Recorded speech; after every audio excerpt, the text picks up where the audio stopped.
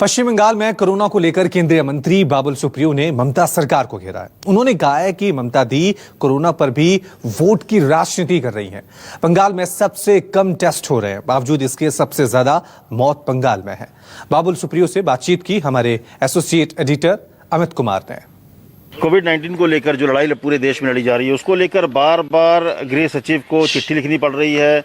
बंगाल के chief secretary को, बंगाल सरकार को बार बार बताया जा रहा है कि आप वो लड़ाई को लड़ नहीं रहे हैं जैसा लड़ना चाहिए, और वो कह रहे हैं कि जो केंद्र सरकार है वो जानबूझकर परेशान कर रही है, बदले की भावना की तरह काम कर रही है। ममता दीदी को एक बीमारी है, वो हमेशा अपने आप को जो है वो स्पेशल समझती है। और कल एक उनका ट्वीट मैंने लोगों के सामने रखा, उन्होंने सिटीजन्स ऑफ बंगाल बोला। हमको तो लगता है सिटीजन्स ऑफ इंडिया होता है, रेसिडेंट्स ऑफ बंगाल होता है, या बंगालीज होता है जो एनआरआईज है। सिटीजन्स ऑफ बंगाल क्या होता है भाई?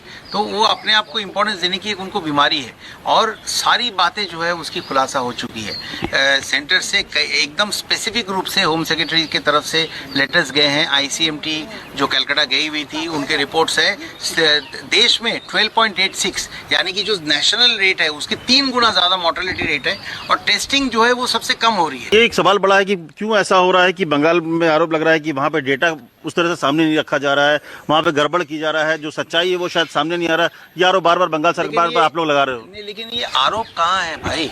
आरोप कहाँ है? ये तो सच्चाई है। इसमें आरोप क्या है? आप डॉक्टर्स लिख रहे हैं चिट्ठी, जो चिट्ठी भी सोशल मीडिया में बार बार आ रही है। मैंने खुद अपने विद फुल रिस्पॉन्सिबिलिटी मैंने उसे पोस्ट किया है। सरकार को डॉक्टर्स लिख रहे हैं, वो कोविड ऑडिट कमेटी जिसके बारे में ICMT ने सवाल उठाया कि भाई इसका पर्पस क्या है, क्यों आपने वो कमेटी गठन की है। फिर उन्होंने उनका डेफिनेशन बदल दिया है, कुछ और काम उनसे करा रहे हैं, जो भी करा रहे हैं, but the entire goal was to suppress data.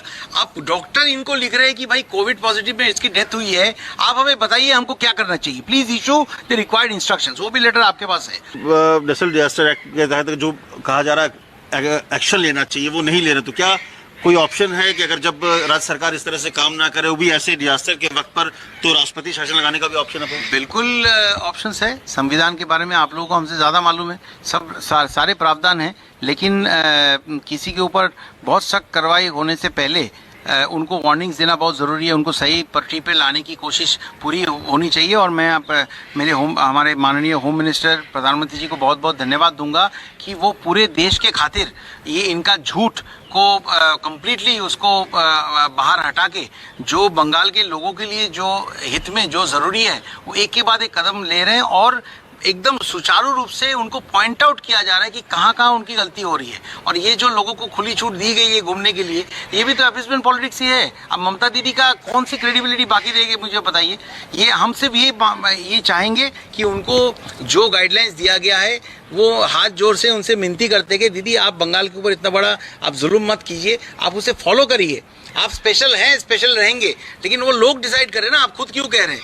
तो आप उसे फॉलो करिए, ताकि इंडिया में इसके खिलाफ लड़ाई जो है हम एकजुट होके अच्छे की तरफ जाए। आप जो कर रहे हैं उसमें बंगाल खराब एक स्थिति में पहुंच रही है, इसको हम ना करें।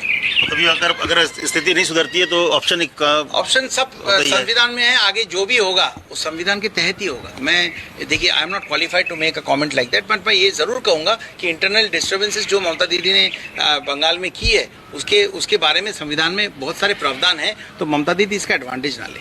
बहुत धन्यवाद। साफ तौर पे कहा कि ममता दीदी संविधान का एडवांटेज ना ले, और जो भी ज़रूरी कदम उठाने हैं वो नहीं उठा रही है, और यही वजह है कि वहाँ पर स्थिति बिगड़ते जा रही है और केंद्र सरकार को बार बार आगाह करना पड़ रहा है। कैमरामैन अमित राय के साथ अमित कुमार, दिल्ली, News 24।